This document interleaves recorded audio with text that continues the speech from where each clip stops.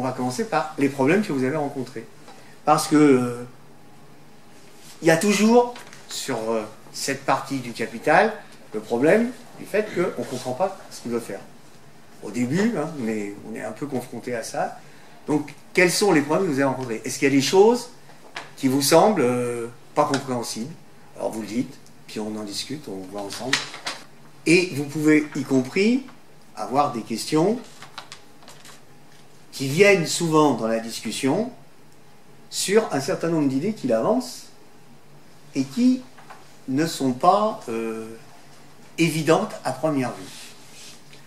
Si vous n'avez pas d'idée à avancer, je vais vous donner 3-4 pistes pour vous aider à poser, mais c'est pas possible que vous ne vous posiez pas quelques questions sur cette partie-là. Bon, déjà le terme quantum, c'est ça. Alors, parce que dans l'édition russe, ils l'ont traduit juste comme quantité. Ben, en gros, un quantum, c'est une partie de la chose. Hein. Un quantum de poids, c'est par exemple 20 kilos. C'est une partie, ouais. Mais à la différence, parce qu'il utilise aussi le mot quanta, et justement le quantum, c'est ce qui s'intègre de manière abstraite dans la chose, ouais. Et le quanta, c'est ce qui représente le nombre physique, oui, si j'ai bien compris. Donc ouais. en fait, la différence dans l'utilisation entre quantité, quanta et quantum, c'est vraiment une différence scientifique. Oui, oui, beaucoup plus précis. Et elle est pas, c'est pas fondamental. Hein. C'est pas fondamental. En français, on fait très vite la différence. Plus c'est un mot latin et qui n'était pas, à ma connaissance, dans les autres éditions. À l'époque, dans les autres éditions, c'est plutôt quanta que quantum. Mais c'est par là que ça me pose le plus de problèmes. À mon avis, vous devriez avoir des questions sur autre chose. Alors, je vais vous aider. Est-ce que le fait qu'on vous dise qu'une marchandise, ça existe parce que ça répond à un besoin, ça ne vous pose pas problème? Ça pose problème, parle fort, hein. Ça pose problème par rapport à l'existence aujourd'hui, par exemple, de marchandises qui semblent ne pas répondre à des besoins. Voilà, sauf que tu as chanté quand même le problème. Tu as dit qu'il semble. Donc si elles semblent ne pas répondre, ça veut dire qu'elles y répondent quand même. Voilà. Et je crois que c'est la question de fond. Est-ce que vous avez une idée par exemple, de besoins réels et qui peuvent être détournés justement par les marchandises? Le divertissement. Ah, j'aurais choisi dans les trucs matériels. Tu as sûrement raison, mais il vaut mieux qu'on prenne dans les trucs matériels pour comprendre ce que Marx a voulu dire. Par exemple, est-ce que c'est nécessaire d'avoir une voiture qui va à 180 km/h, qui est ultra sophistiquée, etc., et qui vaut la peau des fesses? Non. Mais en fait, si on pose les problèmes comme ça, on ne les pose pas dans les termes où Marx les pose. Marx, quand il parle de besoins, il parle de besoins sociaux. Or, cette marchandise voiture, même de luxe, quelque part, a renvoie à un besoin social. C'est le besoin de se déplacer. Après, la forme que prend la satisfaction de ce besoin n'est pas automatiquement la forme qui devrait être celui que la société devrait lui donner s'il n'y avait pas la société capitaliste. Puisque, en gros, ça on le verra au cours de la lecture, ce que l'on peut constater, c'est que le capitalisme, il vit sur la production de marchandises, mais que dans la réalité, ce qui l'intéresse, c'est pas la marchandise sous la forme de valeur d'usage, c'est-à-dire de satisfaction d'un besoin, mais sous la forme valeur. Donc, par conséquent, il est logique qu'il y ait cette contradiction à tous les niveaux entre les besoins et le détournement de ces besoins. Donc ça, c'est un des éléments, si vous voulez, qui pose question. Alors ensuite, est-ce que vous avez d'autres problèmes de ce type? Vas-y. C'est un peu lié à ce dont on a parlé. C'est en fait, Marx, il ne fait pas de distinction philosophique et concrète entre le besoin et le désir. Parce que dans les philosophies, les philosophies qu'on nous enseigne, notamment au lycée ou à l'université, on nous explique que le besoin et le désir, c'est pas la même chose. Et donc ça mène à l'idée que, en fait, aujourd'hui, il il y a des besoins qui sont des désirs et qu'il faudrait supprimer. Et ça donne lieu, par exemple, dans les courants réactionnaires écologistes, à l'idée qu'il faut revenir à des besoins primaires ou bien des besoins très restreints, et tout ce qui sortirait de ce cadre de besoins en fait, restreints, ce serait du désir, et donc il faudrait se limiter. Alors, c'est intéressant ta réflexion, parce que on va revoir à un moment donné le nom d'un personnage qui s'appelle Bentram, le philosophe qui a posé la question du désir comme étant la base, disons, du mouvement social, pour aller vite. Hein. Or, Marx n'utilise pas le terme de désir. Il pose le problème en termes de besoin. Et quand il le pose en termes de besoin, il le pose en termes de besoins sociaux. Et non pas de simples besoins individuels, etc., qui existent, tout comme le désir existe. Mais c'est pas ça le moteur du développement social. Le moteur du développement social, c'est justement la nécessité de répondre finalement à la reproduction sociale. C'est-à-dire que l'humanité, elle se perpétue. C'est comme ça qu'il pose le problème. Tu voulais dire quelque chose? Dès la première page, en fait, sur cette histoire de besoin, il y a une définition. C'est que le besoin n'est tant dans l'estomac que dans l'imagination. Ouais. Et donc, en fait, il y a une sorte de dénaturalisation de l'idée de besoin. Peut-être que l'exemple de la voiture de luxe, je ne sais pas si ça colle, parce que l'industrie du luxe, c'est encore autre chose. Ouais. Il y a une note plus loin que je connais où il dit que l'ouvrier anglais de son époque a besoin de journaux. Oui. Et que donc ce besoin que certains pourraient imaginer d'être un besoin secondaire, non primaire, etc. Non, l'ouvrier anglais est lecteur de presse dans les années 1860.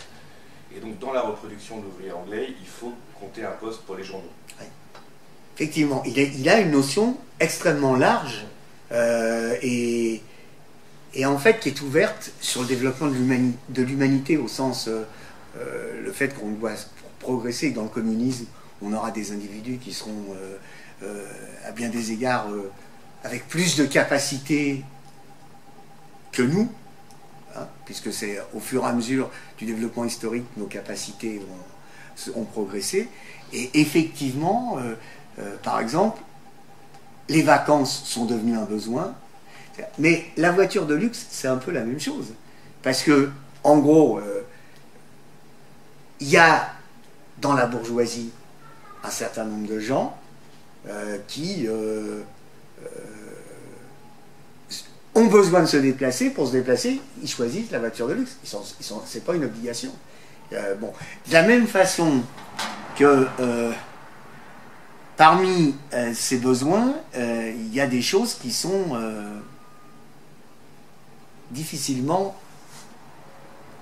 pensées comme objet. Alors, je vais vous en donner un. Je vous propose qu'on ne s'attarde pas aujourd'hui dessus parce qu'on va revoir cette question, mais il y a la question du plaisir sexuel. Pourquoi? Parce que c'est ce qui explique pourquoi, avec la société marchande, apparaît la prostitution, qui, contrairement à ce que l'on raconte, n'est pas le plus vieux métier du monde. C'est un métier qui apparaît avec le fait que la valeur se détache de la valeur d'usage et prend la forme de l'argent, de la monnaie. Et c'est lié à un moment donné dans le développement social. Par exemple, en Occident, je ne peux pas parler pour ailleurs, mais en Occident, il apparaîtrait, maintenant, vous pourrez peut-être me faire la démonstration que c'est un peu avant ou un peu après, et que la prostitution apparaît en Grèce au moment où la monnaie s'impose et où la guerre, parce qu'il y a les deux aspects là, et où la guerre fait que il y a à un moment donné des hommes qui ont un besoin à satisfaire et que donc ils recherchent pour se faire des femmes dont ils vont payer non pas le corps, ils ne vont pas l'acheter, ça ne va pas être une esclave, ils vont acheter cette capacité que le corps féminin, alors le corps masculin aussi, on ne va pas discuter, mais là on parle sur les grandes généralités, que le corps féminin possède de dissocier le plaisir sexuel de l'acte sexuel, et donc de pouvoir, pendant une période donnée, répondre à la transformation de ce besoin en marchandise, enfin de cette capacité en marchandise. Donc, vous voyez, il y a un tas de choses qui doivent nous faire réfléchir, parce que, y compris, il y a quand même une tendance dans le mouvement ouvrier, mais pas chez Marx, ni chez Engels, il y a une tendance dans le mouvement ouvrier à considérer que finalement les besoins, c'est les besoins primaires. Que par exemple, alors moi je suis étonné, hein, aucun d'entre vous n'a soulevé le problème avec une tolérance, mais moi je me souviens, dans une discussion sur justement cette partie du capital, de camarades disant, mais enfin, il y a des besoins qui sont inutiles. Mais il n'y a pas de besoins inutiles, parce que sinon ils ne se posent pas. Ils ne se posent pas dans la mesure où il n'y a pas de marchandises qui y correspondent. Par le moment où il y a une marchandise qui y correspond, c'est que ce qui veut dire qu'il y a y compris des trucs. Alors, par exemple, vous savez, des petits cadeaux, des petits souvenirs, des machins comme ça, qui correspondent aux besoins qu'on a de concrétiser un voyage, de faire un cadeau à quelqu'un, etc. Ça fait partie de... Alors, ça nous permet de montrer tout de suite que le Capital, ce n'est pas un livre qui concerne l'économie au sens étroit du terme. C'est un ouvrage qui permet de poser, d'une manière matérialisme, les questions de la manière dont on doit aborder la réalité sociale. C'est pour ça qu'il parle d'économie politique. Il reprend le terme, alors lui il dit c'est la critique de l'économie politique, il critique Ricardo, etc. Mais à la limite, on peut dire qu'il y a une économie politique matérialiste, c'est ce qu'on dit souvent, et cette économie politique matérialiste, c'est la base de l'étude des sciences sociales. C'est un peu, je pense, l'équivalent dans les sciences sociales, le Capital et l'œuvre de Marx, c'est un peu l'équivalent de, comment il s'appelle, Galilée et Copernic dans les sciences dites de la nature. C'est-à-dire que avant Copernic, il n'y a pas à proprement parler de sciences de la nature.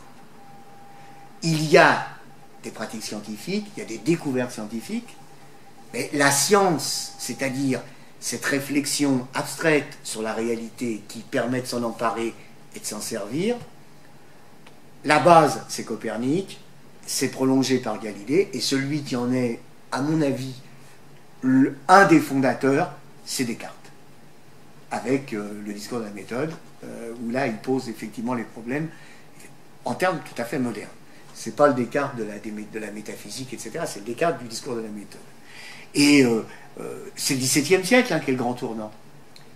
Parce que j'ai cité cela, mais il y a aussi Bacon, il y a aussi Newton, etc.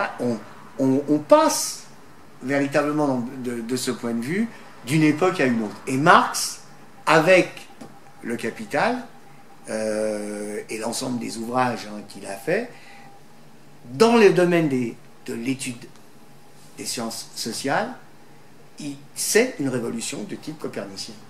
Simplement, chez Marx, où il va plus loin, c'est qu'en fait, il réconcilie sciences de la nature et sciences sociales. C'est-à-dire que pour lui, justement, la particularité de la pratique humaine fait que la nature, les sciences de la nature, ne peuvent pas être considérées en dehors des sciences sociales, et vice-versa. Les sciences de la nature sont partie intégrante, et l'homme a transformé le monde. Et tous les trucs sur la nature, l'opposition entre civilisation et nature, etc., c'est en fait des positions typiquement petites bourgeoises. Quand on nous dit aujourd'hui qu'il faut respecter... alors, attention, hein, ça ne veut pas dire qu'il faut faire n'importe quoi, mais quand on dit qu'il faut respecter le rapport entre l'homme et son environnement, etc. Mais c'est quand même oublier que vous ne pouvez pas vous promener dans un seul endroit en Europe où cette nature, elle n'est pas, entre guillemets, primaire. Elle est le résultat de la transformation de cette nature au profit de la satisfaction des besoins humains. Et là, vous voyez, on revient sur la notion de besoin, mais d'une manière plus large. Pas limité à son aspect marchandise. Ça va? Si vous n'êtes pas d'accord, vous le dites, hein, vous n'hésitez pas, parce que ça enrichira le débat. Autre question? Une fois qu'on a bien compris la valeur d'usage et la valeur d'échange qui fondent en fait l'existence même des marchandises, on voit bien qu'on en arrive à l'idée de produit du travail. Et moi j'ai continué à avoir un petit souci pour bien suivre la démonstration de Marx sur la nature bifide du travail. C'est-à-dire que dans un premier temps, on comprend bien qu'il y a le travail utile, c'est-à-dire qui est lié à la valeur d'usage finalement. C'est ça? Et ensuite, on cherche quelle est l'autre moitié. Et en fait, j'ai cru comprendre que c'était finalement la dimension sociale du travail, ce qui va appeler après le travail abstrait. Le travail, c'est ça, en fait, est-ce que c'est bien ça, les deux faces Alors, simplement, avant ce que tu évoques, à la page 43, Marx évoque un artisan anglais, un tisserand anglais. Et il dit, on pourrait croire que si la valeur d'une marchandise est déterminée par le quantum de travail dépensé au cours de sa production, plus un homme sera fainéant ou malhabile, plus sa marchandise aura de valeur, étant donné qu'il lui faudra d'autant plus de temps pour la fabriquer. Mais en réalité, le travail qui constitue la substance des valeurs est un égal travail humain, une dépense de la même force de travail humaine. Et à la suite, il parle du tisserand anglais, mais je ne le retrouve pas malheureusement là, et en fait il oppose le travail de l'individu tisserand au travail qui s'impose sous la forme de la production sociale. Donc, ça pose tout de suite une question qu'il faut toujours avoir en tête, c'est que quand on parle de ces questions, c'est toujours du point de vue social et non pas du point de vue individuel. Et alors c'est important parce que la bourgeoisie, elle, quand elle évoque ces problèmes, elle a toujours tendance à ramener ça à la question individuelle. Et de faire semblant de ne pas comprendre que, par exemple, alors que dans la réalité, elle fait tout pour que ça se passe comme ça, d'ailleurs, entre parenthèses, que ce n'est pas le travail utile, concret, on va parler de concret, de tel ou tel travailleur qui est en cause, mais c'est bel et bien la volonté de réduire ce travail à ce travail abstrait qui est du travail complètement abstrait et qui est social. C'est-à-dire, en gros, il y a un temps de travail socialement nécessaire, c'est une moyenne. Et donc, voilà. Alors, il y a un deuxième truc sur lequel je voudrais savoir si vous êtes capable de me répondre. Marx explique que, par exemple, la rareté n'est pas ce qui justifie la réalité de la valeur d'une marchandise. Alors, je vais vous citer un exemple. Vous allez me dire ce que vous en pensez. C'est l'exemple du vin. Alors, vous le savez, hein, on va raisonner comme au Café du Commerce. À propos de vin, c'est tout à fait légitime. Donc, on raisonne de la façon suivante. Cette année, il y a eu une mauvaise récolte, donc le prix du vin est plus élevé parce qu'il y en a moins et que la demande est forte. C'est l'idée de l'offre et de la demande, c'est réduire la question de la valeur à la question de l'offre et de la demande.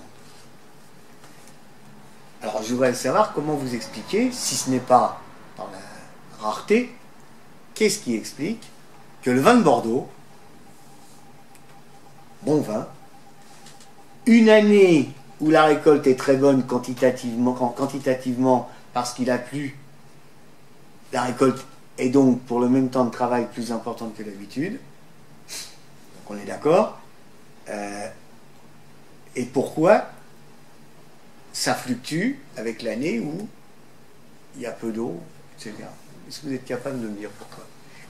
Si ce n'est pas la rareté. Parce que l'année où il y a sécheresse, a priori, il y a rareté. Quand il y a trop de pluie, il y a rareté. Or, c'est pas ce qui explique la valeur de... Alors, est-ce que vous avez une idée? Ouais. C'est parce qu'il y a une modification à l'intérieur des forces productives? Non. On part du principe qu'il n'y a pas de production, il n'y a pas de modification au niveau des forces productives. On part du principe que c'est à condition égale, ou quasiment égale. Non, mais dans les forces productives, je compte bien sûr la météo qui fait... Ah, faut pas la compter, c'est pas une force productive.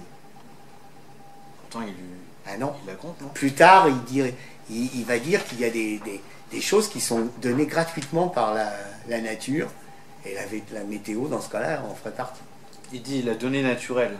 Donc les gisements riches, pauvres, quantité de travail plus ou moins importante, Ouais, dans mais le volume qui varie. c'est gratuit. C'est ça? C'est gratuit, ça.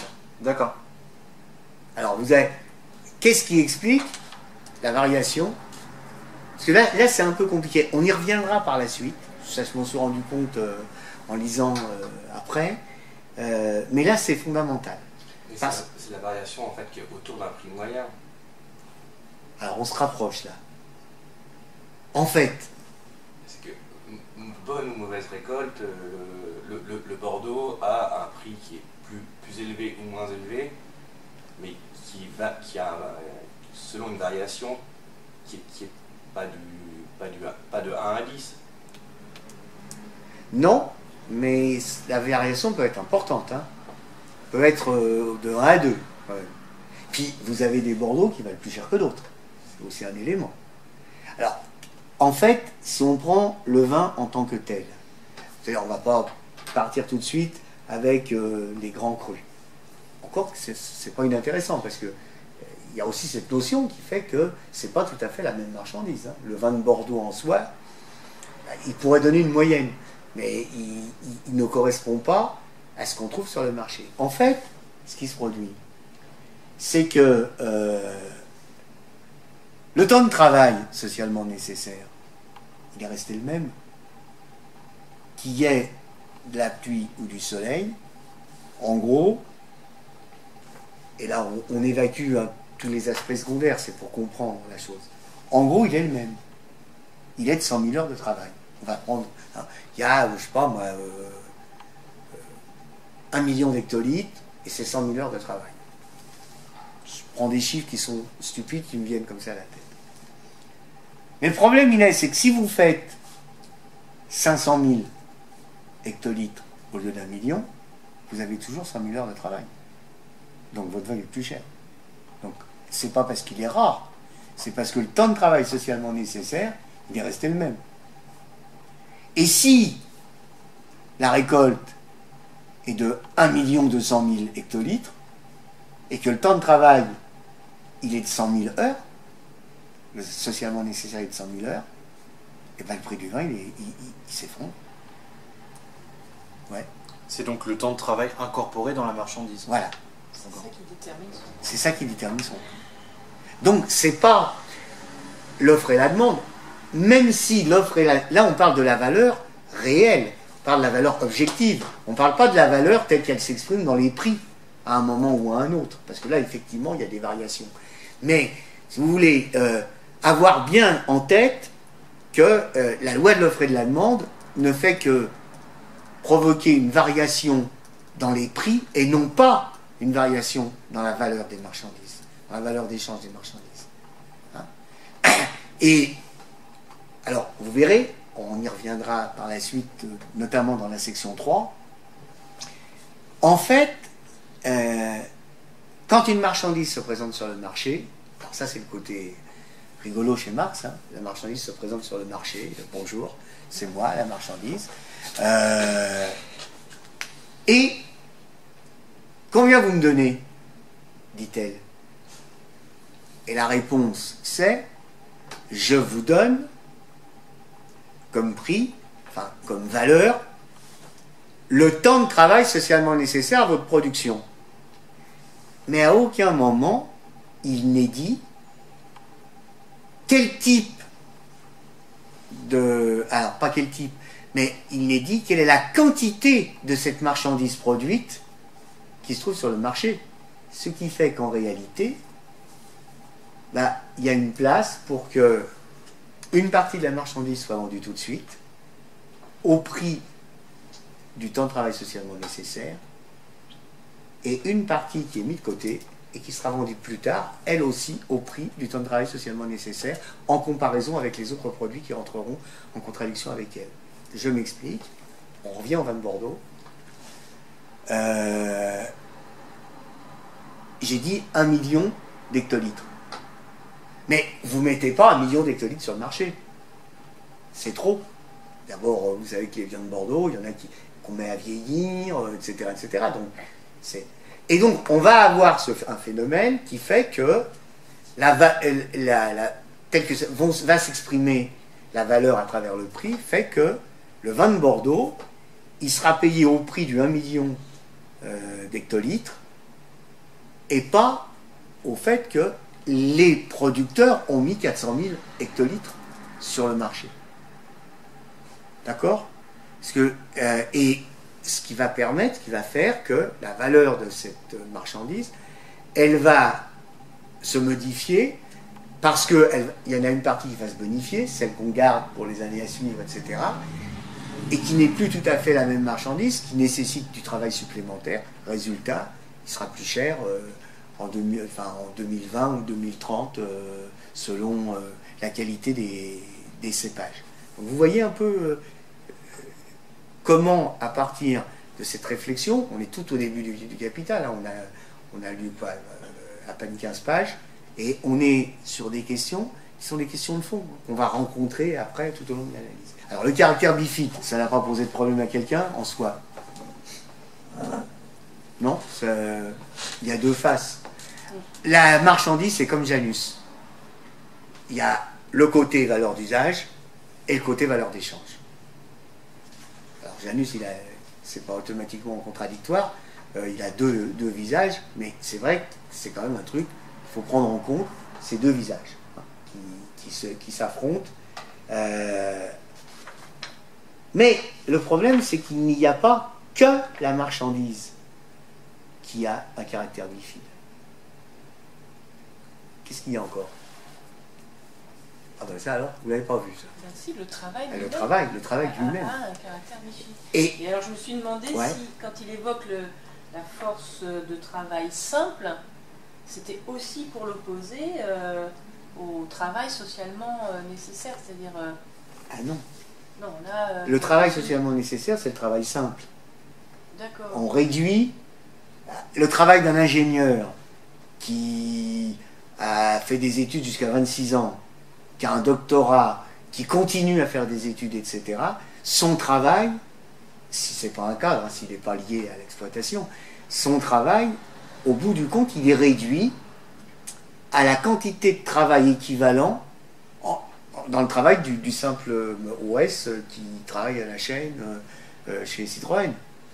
Simplement, il y a plus de travail, enfin, ça fait plus de travail simple que si c'est le travail de l'OS. Oui, ouais. Donc c'est la fameuse division sociale du travail. C'est la division sociale du travail. Enfin non. Donc, dans une marchandise, il y a une part de travail utile. Ouais. Alors. Il va directement transformer la matière, enfin. Non, le travail utile, c'est ce qui renvoie à la valeur d'usage. C'est-à-dire, le travail utile, c'est ce travail qui permet de faire que, à partir de plastiques, divers et variés, on va faire une brosse à cheveux. Et on va partir du principe que le gars qui fait la brosse à cheveux, il a une qualification particulière. Ça, c'est le travail utile. Mais ce n'est pas celui-là qui est pris en compte. Alors, ce travail utile, il est absolument nécessaire pour la production de la marchandise. Mais ce n'est pas ce travail qui est pris en compte quand on parle de la valeur de la brosse. Ce qu'on prend en compte, c'est ce travail abstrait qui se réduit à être un travail réduit à une simple dépense de force de travail.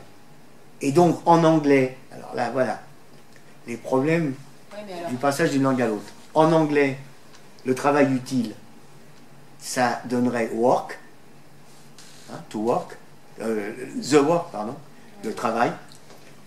Et le travail sous forme de dépenses abstraites, le travail abstrait, ça donnerait labeur. Mais prenons l'exemple qui est arrivé, hein, y compris dans les pays socialistes, hein, du petit y compris de l'ouvrier, qui a un petit jardin ouvrier, et puis qui cultive ses 3 poireaux, 4 carottes, dans un premier temps pour lui, voilà. Ça, on va parler de travail utile. Non, mais là, c'est pas une marchandise. D'accord. Donc, à partir du moment où il prend son cageot de poireaux, et où il envisage d'aller le vendre au marché colcosien.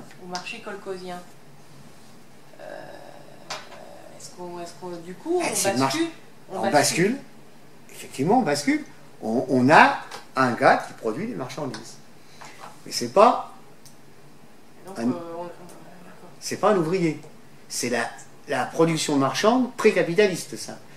D'ailleurs, qui dans ce passage du Capital, c'est celle-là qui est évoquée, le tisserand anglais là, dont il a parlé, c'est un peu ça. C'est un type qui il est tisserand, il fabrique du tissu. Le prix, enfin la valeur de la marchandise qu'il produit, c'est une valeur sociale, hein, donc ça s'aligne sur la moyenne du temps de travail socialement nécessaire pour produire la quantité de tissu en question, mais en même temps, il a un temps de travail qui est le sien. Il a travaillé plus ou moins vite, etc. Et qui fait que il va s'en tirer ou ne va pas s'en tirer par rapport à la concurrence avec les autres. En régime capitaliste, cette question-là, elle ne se pose plus, puisque, grosso modo, tout le travail est socialisé. Il est socialisé, et donc, il n'y a plus cette contradiction. Mais dès qu'on tombe dans la petite production artisanale ou quasi-artisanale, on retrouve ce caractère particulier qui fait que le producteur, il fait un travail utile, mais quand il va vendre, il va chercher à obtenir justement la valeur, il va essayer que se mette en place la valeur, et donc son travail utile, il va être nié au moment où il va faire l'échange. Hein, c'est ce qu'il va expliquer. Donc, effectivement, la question s'était posée quand on a vu apparaître, je sais pas, dans les rues de Moscou, par exemple, quand on a vu apparaître ces femmes ou ces hommes qui vendaient leur petite production, là, la question s'est posée, est-ce que l'embryon est-ce que les germes sont en train de s'implanter d'un retour clair au capitalisme c'était par rapport à ça aussi et donc vous me disiez, est-ce que c'est ce caractère mi-fixe du travail Alors, je rappelle quand même que Staline a défendu l'idée qu'il fallait que le marché colcosien permette aux coopérateurs de venir proposer des marchandises qui étaient socialement... qui n'étaient pour un travail qui n'était pas socialisé, disons. Hein, c'était un travail qui donnait en plus. Alors il faut qu'on fasse attention aussi, parce que dans le marché colcosien, il y avait quand même cette idée aussi que les travailleurs vendaient, les travailleurs des coopératives vendaient à l'État leur production. Donc c'était un élément. Mais il y avait aussi une partie qui était vendue directement par les paysans colcosiens. Alors la question, c'est de savoir si, par exemple, il était juste que les sovcosiens puissent accéder à ce type de supplément. J'ai pas trop d'idées. Il y a une chose qui est cependant claire, c'est que effectivement l'existence des marchés colcosiens, et ça personne ne l'a jamais nié en Union soviétique, entretient quelque part une économie marchande, et donc il pose le problème de la contradiction qui existe entre les deux classes alliées, qui sont d'un côté le prolétariat et de l'autre côté les paysans coopérateurs. Je crois que voilà. Après, effectivement, il faut s'interroger sur ces questions, parce que c'est mon avis, mais pas seulement le mien. Il apparaît que si on ne maîtrise pas cette contradiction, eh ben on a Gorbatchev on a Khrouchtchev et Gorbatchev. Mais il faut aussi être capable de gérer cette contradiction. Parce que, alors, si vous voulez, ça se pose à propos de Cuba. Aujourd'hui, l'introduction comment on appelle ça, disons, d'un travail privé. Une économie un peu Une parallèle. économie, elle n'est pas parallèle, Elle est pas parallèle. mais Alors, une t'es économie pas où les, socialiste, ouais. ouais, une économie qui de fait est une économie marchande. Parce que il y a aussi un problème, c'est le fait qu'il faut arriver, le socialisme et le communisme ne peuvent pas se construire comme ça, sur la base du sentiment et de la volonté. Ils se construisent sur la base de la socialisation de la production. Or, il y a une partie de la production qui, dans une société donnée, peut ne pas être socialisée. Et en particulier, alors, visiblement, c'est quelque chose qui taraude les sociétés socialistes, comme première étape du communisme, c'est dans l'agriculture. Moi, si vous voulez, ça m'a toujours fait rire, après que je sois allé en Union soviétique, quand on nous expliquait que les paysans kolkhoziens, ils s'occupaient beaucoup, quand on voyait leur jardin, ils s'occupaient beaucoup des fraises, des framboises, etc., plus que le blé. C'est une imbécilité, parce que le blé, c'est une production socialisée, pratiquement aujourd'hui immédiate, avec la coopération dans les années 30, la socialisation de l'agriculture, toute la production de céréales, l'élevage, etc., c'est socialisé. Mais les fraises et les framboises, c'est pas une évidence. Hein. Et je ne parle pas des érelles, pour aller vite. Hein. Et là, effectivement, ça donne une place à une production marchande tout à fait particulière qui répond à des besoins sociaux. La question, c'est qu'il faut se poser le problème de comment on va faire pour que cette production marchande ait un niveau de socialisation tel que ça puisse entrer dans le cadre de la production agricole socialiste. Mais moi, je crois que c'est des petites choses. Hein, bon. De la même façon, il y a d'autres trucs hein, qui posent question. Par exemple, j'ai parlé tout à l'heure des petits cadeaux, des petits trucs qu'on aime se payer quand on est quelque part, etc. Alors, bon, il y a une partie qui peut être socialisée très vite. Bon, après, il faut aussi socialiser sa diffusion. Parce que moi, j'ai souvenance d'avoir visité des musées en Union soviétique où il y avait des cartes postales qui correspondaient au musée de Alma-Ata qui était à 3000 km, mais il n'y avait pas de carte postale sur le musée que j'étais en train de visiter. Donc là, ça pose quand même question. Mais ça, en fait, je pense que c'est lié à la dégradation, à un moment donné, des rapports de production socialistes. Mais il faut aussi prendre en compte que il y a des petits trucs, des boucles d'oreilles, machin comme ça. On va pas faire une production socialiste. Il va y avoir, pendant une longue période, une petite production marchande. Sinon, on va créer des manques et des mécontentements. Bon. Alors vous allez me dire, mais alors dans le communisme, comment on va faire? Parce qu'il va y avoir un moment donné, il faut rompre avec le ça. Bah, je crois que la question, elle est résolue, enfin elle est résolue, la résolution est avancée par Marx dans cette idée que, en régime communiste, on n'aura plus de gens qui seront musiciens, mais on aura des gens qui feront de la musique. On n'aura plus de peintres, mais des gens qui font de la peinture, etc., etc. C'est-à-dire que, en fait, on n'aura plus non plus de métallurgistes, mais on aura des gens qui travailleront dans la métallurgie, et dans chaque secteur d'activité, on aura la possibilité d'intervenir les uns et les autres en fonction du développement de nos capacités, de nos goûts, etc., etc. Mais il n'y aura plus de secteur. Oui, là, je vois Emmanuel qui fait la grimace, parce que il n'y aura plus de secteurs qui seront réservés à un type d'activité. Il faut que la société permette à chacun de développer ses potentialités, sachant qu'elles ne sont pas égales les unes avec les autres, et qui fait qu'il y a des gens qui feront de la peinture et il y a des gens qui feront de la musique. Certains feront les deux.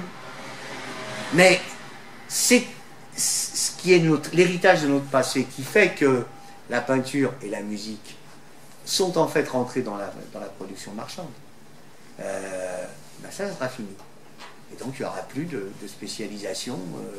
Oui, est-ce que tu risques pas de recréer un clivage entre besoins primaires? Non, au contraire. C'est indispensable. On a besoin, on le voit bien aujourd'hui, on a besoin d'avoir des connaissances dans les arts. On a besoin de nous exprimer les uns et les autres. Et si on n'en ressent pas le besoin, ce qui est le cas pour l'essentiel de la population, mais c'est une perte au niveau... Et le capitalisme ne peut pas le donner. Hein. Là, c'est poser le problème de le développement de la personnalité dans le communisme. On est dans une société qui restreint nos possibilités, nos capacités, et qui ne répond pas à des besoins qui n'ont rien à voir avec les besoins dont la société capitaliste a besoin, si je peux me répéter de cette façon. Ça va, je t'ai pas trop ébranlé, Emmanuel? Non, mais parce que on ne peut pas raisonner uniquement sur la base... Il n'y aura plus de métier dans cette société. Ben, il n'y aura plus de métier. Mais d'ailleurs, la société capitaliste annonce déjà la numérisation, quelque part. C'est quoi? Si ce n'est alors, complètement distorsionné, etc., par la société capitaliste. Mais la numérisation, c'est quoi?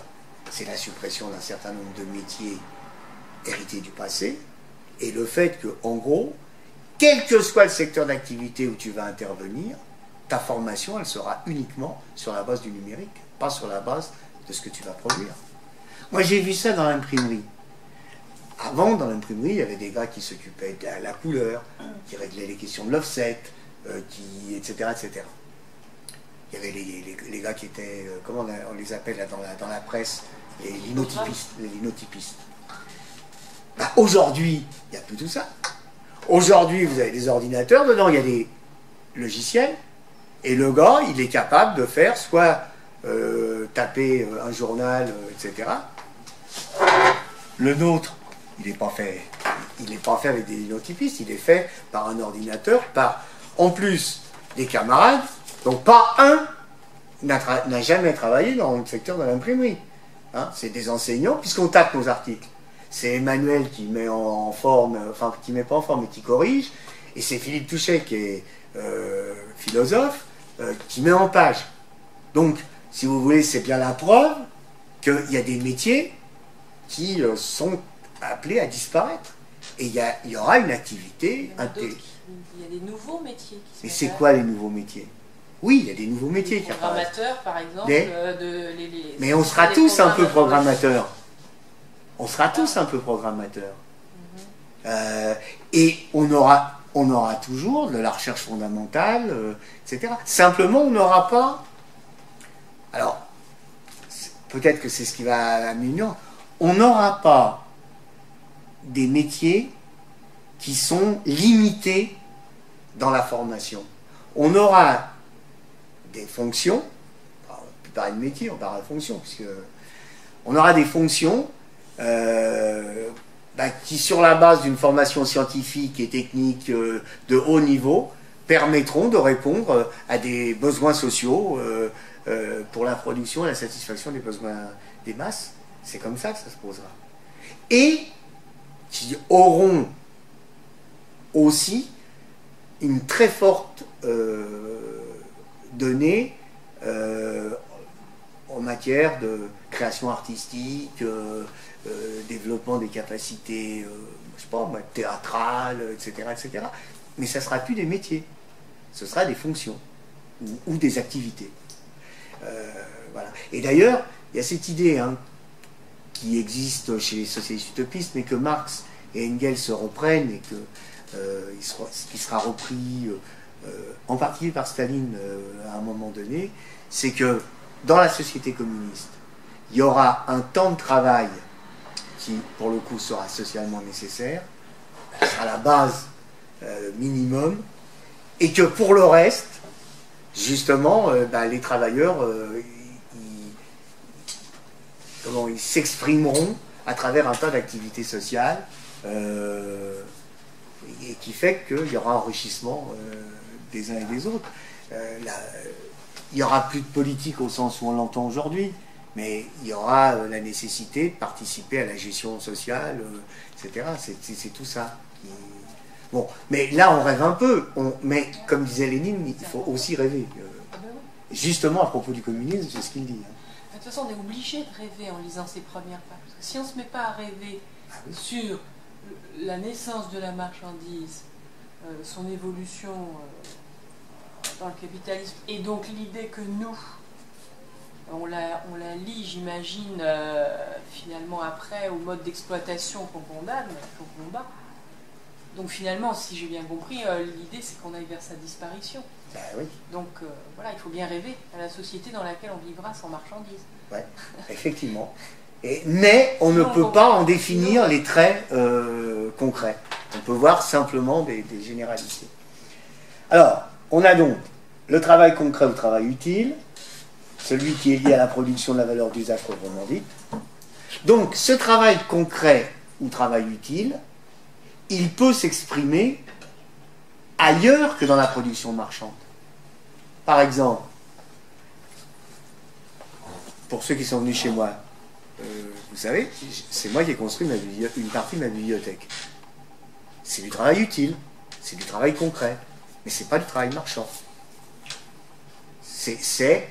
J'ai créé, j'ai reproduit une bibliothèque, mais ce n'est pas. Vous voyez, c'est pour ça que c'est important de faire la différence. Ce n'est pas ça ce qu'on appelle un travail. Alors, j'y insiste, parce que si vous écoutez un certain nombre de gens aujourd'hui, et je ne parle pas des réactionnaires, je pense à quelqu'un comme Friot.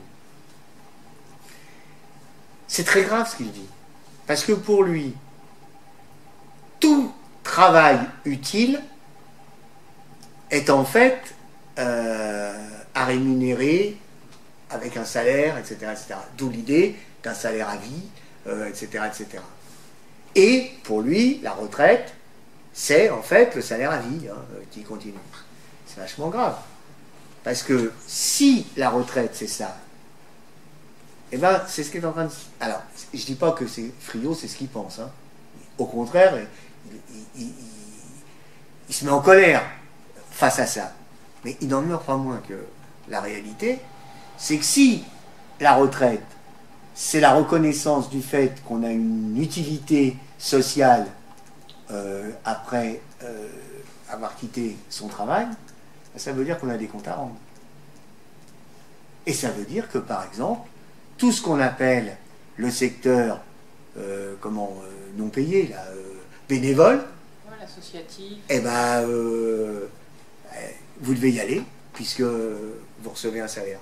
Alors que l'idée de la retraite, telle qu'elle est posée, en gros depuis 1945, avant c'est un peu plus compliqué, mais avant, c'est l'idée que c'est en fait une partie du salaire qui est projetée dans l'avenir, mais que ce salaire, c'est la période où nous travaillons qui le nourrit. Hein, c'est le salaire différé, hein, c'est la notion de salaire différé. Donc vous voyez, c'est des choses qu'il faut bien prendre en compte, parce que dans la bataille idéologique aujourd'hui, aussi bien le salaire à vie de Hamon, etc., que chez Friot, c'est pas tout à fait la même chose, mais pas tout dans le même panier. Hein.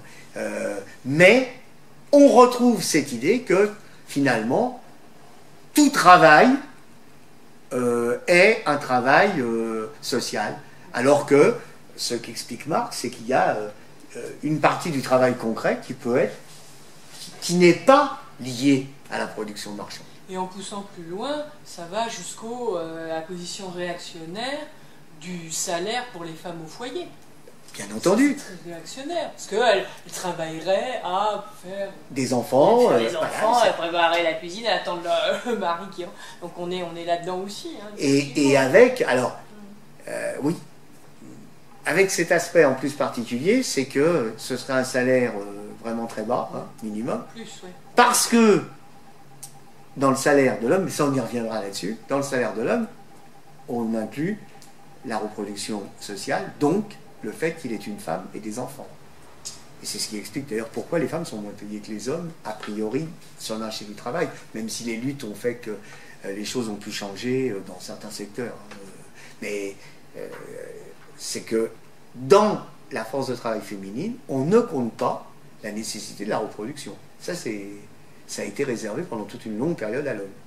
Et ça, c'est lié au fait, Marx l'explique un peu plus loin, que en fait, le capital, il prend la force de travail comme elle est quand il la trouve.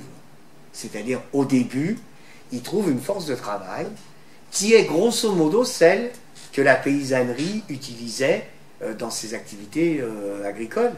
Et donc, c'était l'homme qui était au champ, etc. Et la femme, elle avait une fonction du travail utile. Hein, faut pas... Le problème, c'est que c'est le capital qui a tendance à opposer le travail utile au travail payé.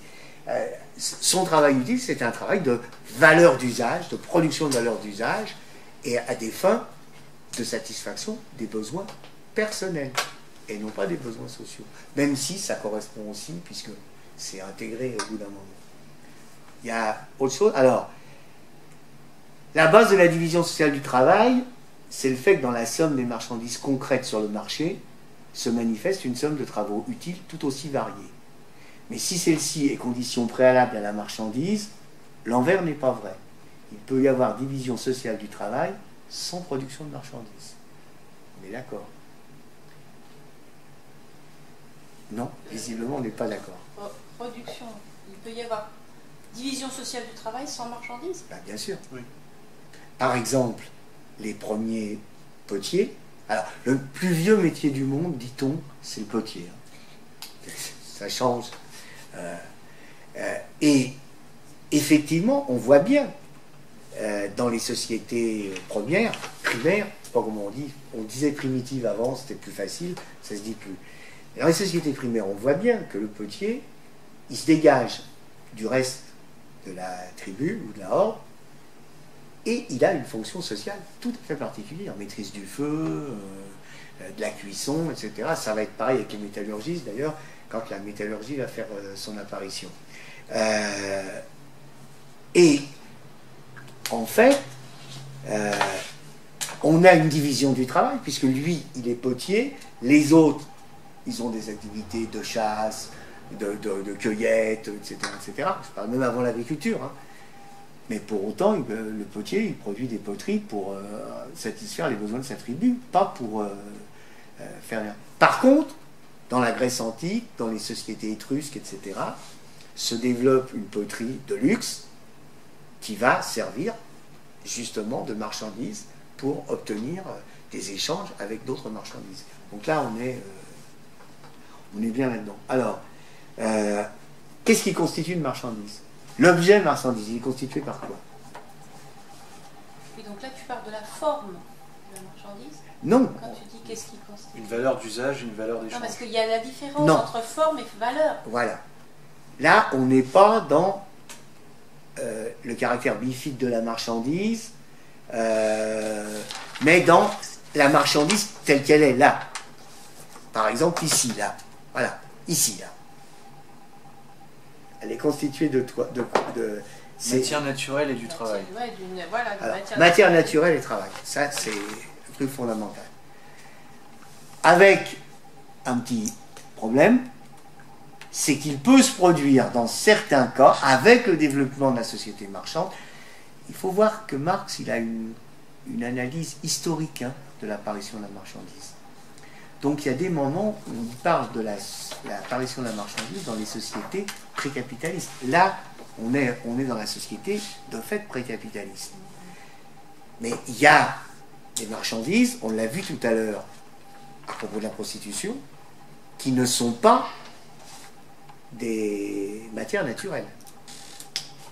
Parce que, je dis ça parce que, encore une fois, dans la prostitution, ce que l'on achète, ce n'est pas le corps de la femme et ce qui constitue l'aspect matériel de la production de la marchandise, à savoir le plaisir sexuel.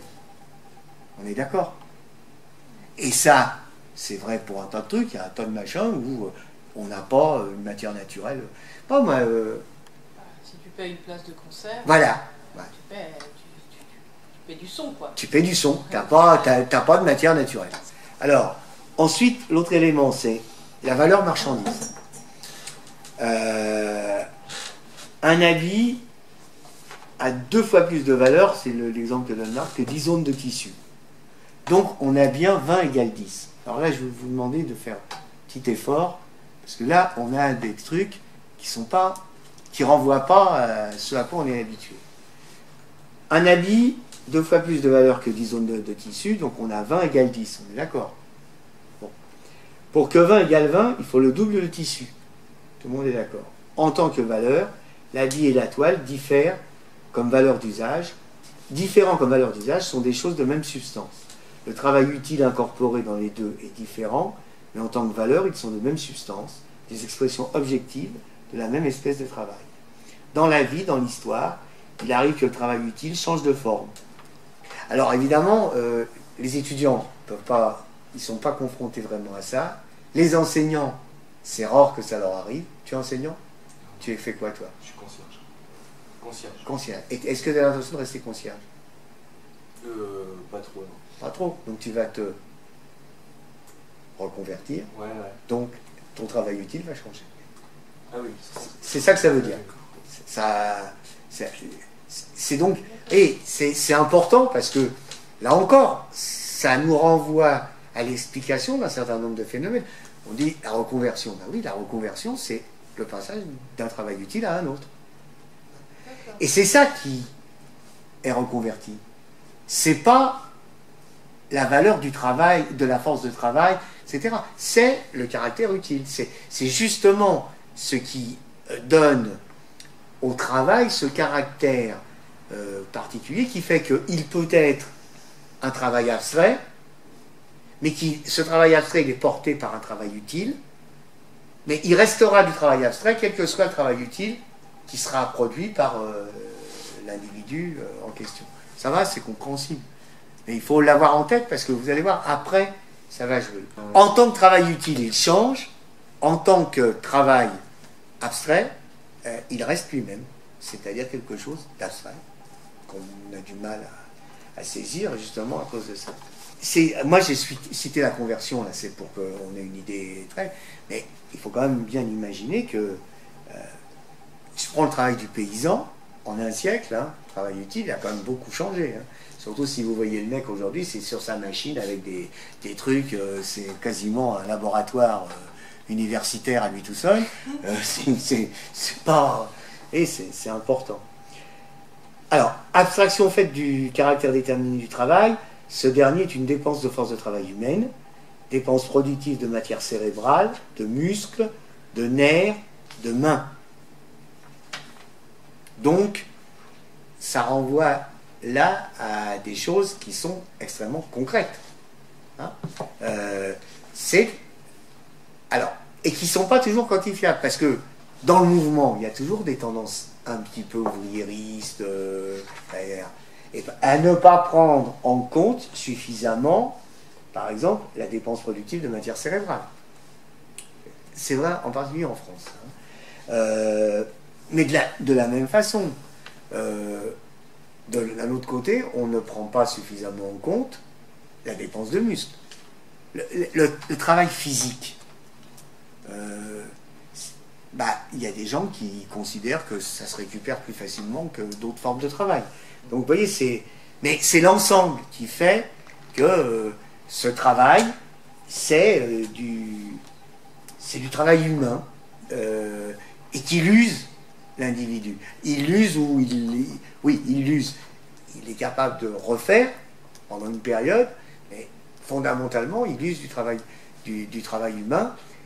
Et donc, dans la société capitaliste, cette usure, elle peut être absolue. Il y a des professions où, en 20 ans, on vous bousille un bonhomme. Il y en a peut-être moins aujourd'hui dans les pays capitalistes développés que dans les pays capitalistes qui ne le sont pas, où il y a 50 ans. Mais regardez un mineur. Un mineur, au bout de 30 ans, il a la silicose. Il était bon acheté. C'est vrai aussi dans certains travaux métallurgique, le polissage, etc. Si le mec il travaille sans masque, il va avoir lui aussi, il va avoir dans le nucléaire les risques. Mais vous avez remarqué qu'on parle des risques dans le nucléaire pour justifier l'opposition au nucléaire, mais qu'on ne parle pas des risques des autres. Il y a un tas de boulot où aujourd'hui, on s'attaque à l'homme, être humain, quoi, disons. Tu voulais dire quelque chose, Emmanuel ? Oui, c'est-à-dire que cette pénibilité, elle évolue en plus, hein, en fonction des modifications du travail utile, mais elle se diversifie, parce qu'il y a la dimension cérébrale, la dimension physique et la dimension maintenant un peu psychologique. Alors ça c'est autre chose, c'est lié à l'exploitation peut-être. Ah oui. Mais oui, c'est lié à l'exploitation. Oui, c'est lié à l'exploitation. Faut y faire attention parce qu'aujourd'hui on a tendance à psychologiser. Oui, c'est ça, de la pénibilité objective. On aura toujours, quelle que soit la société, besoin d'inventer des machines pour empêcher que les déménageurs se bousillent le dos. On aura besoin d'aller dans ce sens-là.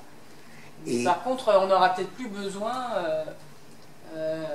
si on est dans un régime qui s'est débarrassé de l'exploitation, on n'aura peut-être plus besoin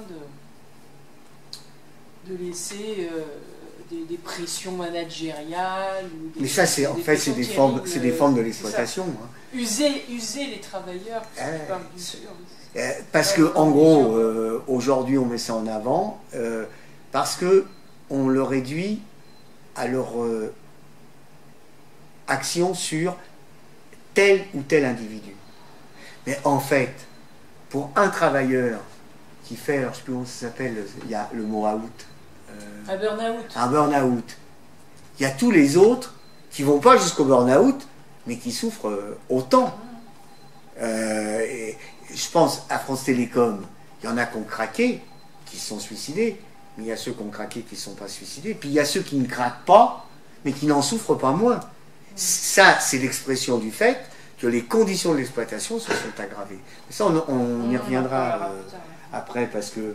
Mais effectivement, c'est bien de le soulever dès maintenant, parce que finalement, là, Marx, avec ses 15 premières pages, là, il soulève un tas de questions sur la nature du travail, etc., sur laquelle on aura à revenir.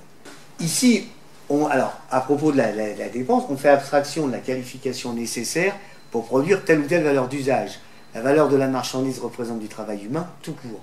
C'est-à-dire, en gros, hein, que l'on produise ça, ou que l'on produise ça avec les punaises qui sont à l'intérieur, la qualité du travail, on n'en a rien à faire. Ce qui compte, c'est le temps de travail utile. Hein. C'est du travail humain, point. Sans plus. La dépense de la force de travail simple, elle varie historiquement et géographiquement, mais dans une société donnée, cette dépense, elle est donnée. On est bien d'accord. C'est-à-dire que entre la Chine et la France, il y a des différences dans la manière dont est dépensée la force de travail simple, mais en Chine et en France, les données de cette dépense sont les mêmes pour tous. C'est ce qui explique que pour les capitalistes, c'est plus intéressant d'aller investir en Chine que de continuer à investir en France, d'ailleurs. Alors, c'est important parce que, je vous le dis, quand on discute avec les travailleurs, souvent, on est confronté au fait qu'ils ne comprennent pas pourquoi un produit fabriqué en Chine est plus rentable à Paris qu'un produit fabriqué à Paris. C'est-à-dire que il faut bien prendre en compte, et ça Marx le pose dès le début, c'est que la valeur des marchandises, elle est liée au temps de travail socialement nécessaire, et que ce temps de travail socialement nécessaire renvoie à des conditions de production de la force de travail, de sa formation, etc., qui ne sont pas les mêmes partout, et qui fait qu'il y a donc possibilité de concurrence entre les différents endroits. Et que par exemple, et c'est pas péjoratif, il y a des camarades qui pensent que ça conduirait à un certain relativisme social, etc. Un travailleur chinois coûte moins cher pour le capitalisme, du point de vue de sa force de travail, qu'un travailleur français, ou américain, ou anglais. Et en particulier, et là, c'est le truc sur lequel il faut réfléchir, le fait qu'en Chine se soit développé un capitalisme d'État, à un moment donné, sur la base d'une alliance entre la bourgeoisie nationale et la classe ouvrière, a fait que toute une partie de la formation de la force de travail a été prise en charge par la société. On est d'accord. Du coup, quand il travaille, la force de travail est mise sur le marché du travail pour les capitalistes étrangers, eh ben, ils n'ont pas à payer le prix de la formation du travailleur et de la production de sa force de travail. C'est l'État chinois, donc ce sont les travailleurs chinois qui produisent eux-mêmes, qui payent le prix de cette formation. Donc là, ça nous pose quelques petits problèmes, hein, parce que, vous voyez, ça permet des... Alors, est-ce que c'était comme ça l'Union soviétique? Parce que c'est quand même une question qu'il faut poser, puisque les trotskistes, un tas de courants, etc., parlent de capitalisme d'État. Non, c'était pas comme ça. Pour une raison simple, c'est que l'Union soviétique, les capitalistes ne pouvaient pas aller y investir pour installer des entreprises en utilisant la main-d'œuvre locale à un coût X. Par contre, l'existence dans les quelques pays socialistes qui restent, de zones franches, etc., ça pose question. Ça pose question parce que ça va à l'encontre de la construction du socialisme. Ça reproduit des rapports, et des rapports sociaux qui débouchent sur l'exploitation du travail, etc., etc. Mais, ni à Cuba, ni en Corée du Nord, l'existence de zones franches ne remet en cause le caractère social du travail dans le reste de la société. C'est quand même des éléments qui sont très faibles. La simple question qu'il faut se poser, c'est que ça développe des contradictions qui, à terme, sont porteuses d'un risque, à un moment ou à un autre, de retour à l'exploitation marchande, enfin à la production marchande, et donc à des couches sociales qui ont intérêt au rétablissement du capitalisme. Et je crois que c'est important ici, si vous voulez, de reprendre l'idée avancée par le Parti communiste grec, à savoir que après la chute du camp socialiste, il ne peut rester que des bribes du socialisme. Et que aujourd'hui, ce qui reste de socialisme, en Corée du Nord, à Cuba, j'ai du mal sur le Vietnam à dire aussi le Vietnam, mais admettons le Vietnam, le Laos, etc. Ce ne sont que des éléments socialistes, parce que ce n'est pas en soi le fonctionnement d'un mode de production nouveau qui se développe et qui s'étend. Alors que quand c'était un camp socialiste, il y avait cette capacité. Et y compris d'ailleurs, enfin, il y a une chose qui est extrêmement visible, tous les pays d'orientation socialiste qui se réclamaient du marxisme-léninisme, je ne mets pas la Tanzanie, etc., mais je pense l'Angola, le Mozambique, l'Éthiopie, en 1988-1989, quand l'Union soviétique s'est effondrée, ils ont viré la cutille. Et pourquoi? Mais parce que le caractère attractif du mode de production socialiste, quand il formait un système mondial, n'existant plus, de fait, ils sont retombés dans... alors, les rapports de production socialiste ne s'étaient pas consolidés, voire même établis, dans certains cas.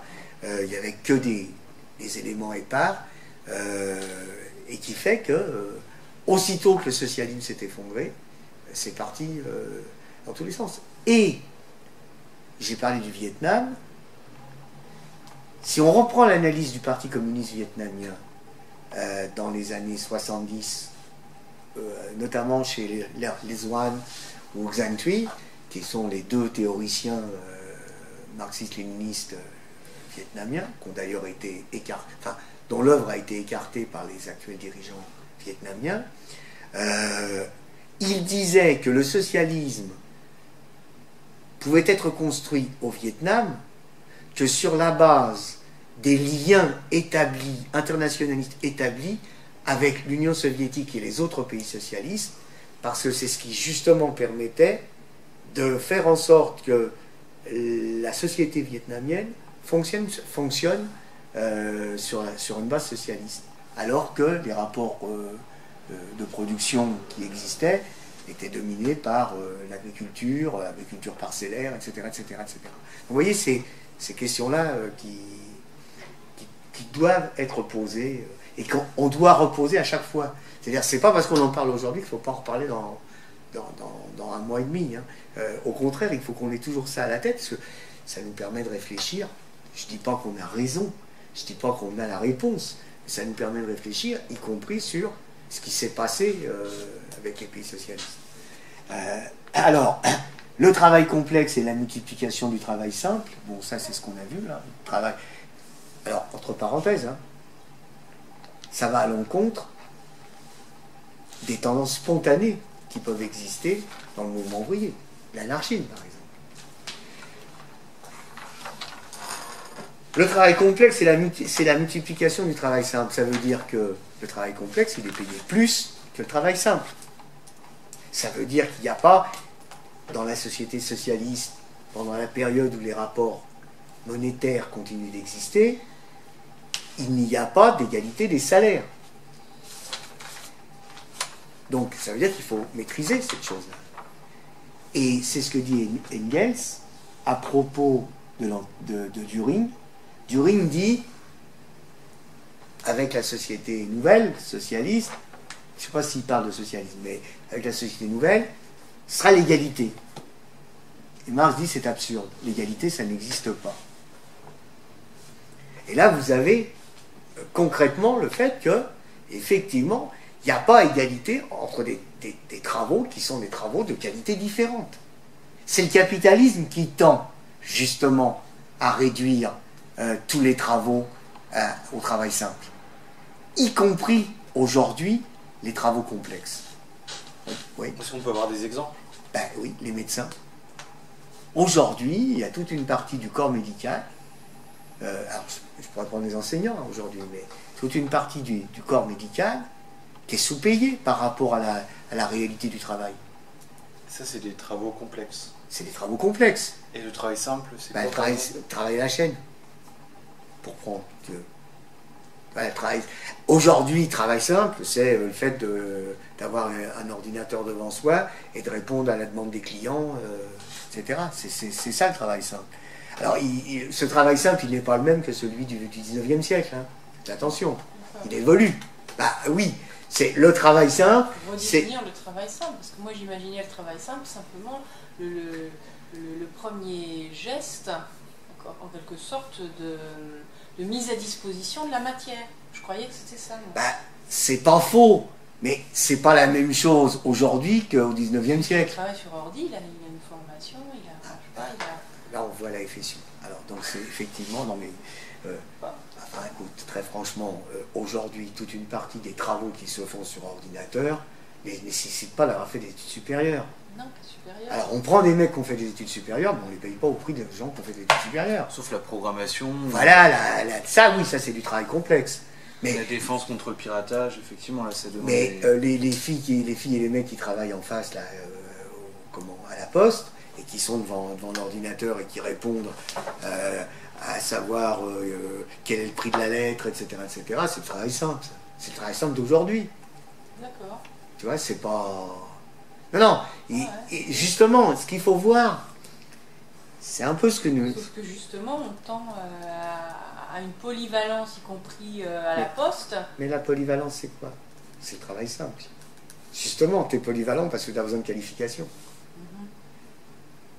Alors, à qui viendrait l'idée que le type qui est ingénieur pharmacien qui travaille chez Aventis et qui n'a aucune action, aucune propriété des moyens de production, qui n'est pas dans l'encadrement policier, entre guillemets, hein, de la force de travail mis en œuvre, mais qui est justement un travailleur d'aujourd'hui, hautement qualifié, travail complexe, etc. Qui va lui proposer un travail polyvalent? Personne. Au contraire, on a besoin que dans son domaine, il soit spécialiste. Le polyvalent, c'est quoi? C'est le mec qui va faire plusieurs tâches, qui ne nécessitent pas d'aller... Et c'est ce que je disais tout à l'heure à propos de l'imprimerie. Hein. Ouais, j'ai vu, parce que j'ai été visiter une imprimerie dans les années 80, qui était en train de s'informatiser. Hein, et donc, il n'y avait plus les anciens métiers. Le mec qui était là, il n'avait jamais travaillé dans l'imprimerie. Et il était capable de faire tout un tas de fonctions qui n'avaient rien à voir avec les métiers d'imprimerie, mais qui avaient à voir avec les métiers de l'informatique, de l'usage de l'informatique. Parce que lui n'était pas informaticien, il avait appris à utiliser son truc. C'est un travail simple, presque simple. Après, la notion de simple, effectivement, c'est ce que disait le copain tout à l'heure. Dans la notion de besoin, il y a des choses qui doivent être prises en compte et qui ne sont pas évidentes. Par exemple, le fait de lire un journal.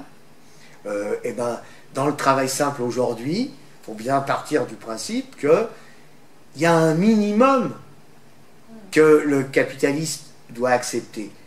Et d'ailleurs, entre 1867, où Marx écrit Capital, enfin 1866 disons, hein, où il écrit Capital, et le moment où paraît le livre 1, quatrième édition allemande, ben, il y a des transformations vachement importantes qui se produisent sur le travail simple. Par exemple, dans la plupart des pays capitalistes, on va instaurer l'école obligatoire. Donc, c'est du travail simple, mais c'est pas le même travail simple des années 1830-1840 où les types, ils n'allaient pas à l'école. Ouais. Tu vois? Donc, c'est comme ça qu'il faut qu'on... Et le passage par l'école, est-ce que ça ne change pas fondamentalement la définition du travail simple? Non. Non. Ce qui change, c'est la qualité de ce travail simple. C'est pas lui-même. Aujourd'hui, il ne peut pas y avoir de mise en œuvre de la force de travail pour le capitaliste si cette force de travail n'a pas un minimum n'a pas été un minimum formé d'une manière non directe. C'est d'ailleurs la contradiction qu'on rencontre au propos des réformes sur l'enseignement. C'est-à-dire savoir lire, écrire, compter, raisonner de plus en plus, d'avoir quelques notions de langue, etc. etc. Le travail simple aujourd'hui, il peut y compris inclure le fait qu'on ait une connaissance de 100 mots en anglais qui sont nécessaires pour pouvoir utiliser telle ou telle chose. Et oui, ça rend modeste comme enseignant ce genre de choses presque. Et en fait, écoutez, quand un gamin, il a le brevet des collèges, ici on ne peut pas parler de formation de la force de travail complexe. Hein. Il a quoi? Il a un minimum qui lui permet effectivement, s'il n'a pas la possibilité de continuer ses études, qui va lui permettre de trouver des petits boulots précaires, etc. Mais dont le capital a besoin. Et donc ça c'est des formes de travail simple. Alors après il y a travail simple et travail simple, hein, mais oui, j'ai cité un ingénieur pharmacien, les médecins salariés. Alors c'est un peu compliqué parce que les médecins, même salariés, ils répondent à un besoin, mais ils ne produisent pas de la valeur. Hein, ça c'est un peu le cas. Il ne faudra pas trop exagérer là-dessus, mais n'empêche que leur travail c'est un travail complexe et qu'on ne peut pas. Alors y compris. Hein, je vais dire des choses qui peuvent choquer des médecins, mais on ne peut peut-être pas prendre sur le même plan le généraliste et le gars qui est chirurgien cardiaque. pas tout à fait le même boulot. Hein. Bon. C'est pas la même longueur d'étude. C'est pas non plus la même longueur d'étude. Ouais, non, mais tout joue de ce point de vue. Et comme disait l'autre, les capitalistes ne font grâce de rien. Donc si vous travaillez, s'il y a 2 ans de plus, c'est pas pareil que s'il y a 2 ans de moins. Et entre parenthèses, d'ailleurs, sur l'égalité, il y a un autre élément qu'il faut prendre en compte, c'est que, par exemple, l'égalité homme-femme, ça n'existe pas. Il peut y avoir une égalité sociale entre l'homme et la femme. Mais n'empêche que, on a beau nous raconter tout ce qu'on veut, c'est les femmes qui portent les enfants pendant 9 mois, pas les hommes. Là, il y a une inégalité flagrante. Cette inégalité, elle n'est pas qualitative, elle est quantitative. Allez, si elle est qualitative aussi, il ne faut pas déconner. Mais je veux dire par là, elle n'induit pas le fait que l'un est supérieur à l'autre. Elle montre que ce n'est pas pareil. Elle est inégale dans la mesure où ce n'est pas la même chose. Mais 2 bonbons ne sont pas égales à 3 bonbons, il n'empêche pas que c'est quand même des bonbons, hein, dans tous les cas. Mon exemple n'est peut-être pas très bon, mais c'est pour qu'on comprenne qu'il faut faire attention à ce qu'on dit. Bon, bah, pour le reste, pris du point de vue qualitatif, le travail donne une valeur d'usage, mais pour grandeur de la valeur, il ne vaut que quantitativement réduire un travail humain sans autre qualité que d'être du travail humain. Si la force productive du travail change, alors la valeur de la marchandise change conjointement. Si on met plus de temps, cela monte. Si l'on met moins de temps, cela baisse. Si la force productive ne bouge pas, la grandeur de valeur des marchandises croîtra avec la quantité de ceux-ci. Dans tous les cas, l'habit ou le tissu seront toujours aussi utiles et le travail utile contenu dans la chose sera de même qualité. Mais, c'est là que c'est important, le quantum de travail dépensé sera ou plus grand ou plus petit, ou le même, déterminant la valeur marchande. Plus de valeur d'usage égale plus de richesse matérielle. Mais on peut avoir une baisse de valeur de la grandeur de la richesse matérielle alors que la masse de celle-ci augmente. Tout le monde comprend ça. Est-ce que vous voyez ce que ça veut dire quand on dit on peut avoir une baisse de valeur de la grandeur de la richesse matérielle alors que la masse de celle-ci augmente? Voilà, on produit par exemple un iPhone. 10 000 iPhones, on va dire, tout compris, c'est 100 000 heures de travail. On va prendre comme ça. Mais on va inventer une machine qui fait que la machine, en 50 000 heures, elle va produire 10 000 iPhones. Donc le nombre d'iPhones est divisé par 2. Mais comme c'est la moitié moins, dans le même temps de travail, elle en produit le double. Donc, la marchandise est moins chère, mais la richesse produite est plus grande. Et donc, ça fait partie des choses qu'il faut prendre en compte pour comprendre justement pourquoi, à un moment donné, la production de masse revient moins chère que la production individuelle. C'est un peu ça l'idée. Tout travail est travail utile concret, et donc, tout travail produit des valeurs d'usage. Mais, il produit des valeurs d'usage, pour autant, il ne produit pas automatiquement une marchandise, c'est-à-dire il ne produit pas automatiquement une valeur d'échange. Voilà, c'est en gros ce qu'il y a. Alors, pour la prochaine fois, ce que je vous propose, c'est que, là c'est un tout petit peu plus compliqué, là on rentre dans les choses un peu plus in. On irait donc de la page 51 à la page 73. Et le caractère fétiche de la marchandise sans secret, on se le garderait pour la prochaine fois, et on irait la prochaine fois jusqu'à la fin du chapitre 1. Voilà. Alors donc 51 à 73. À 72 inclus, quoi. À 72 inclus, mais il y a 3 lignes de la page 73.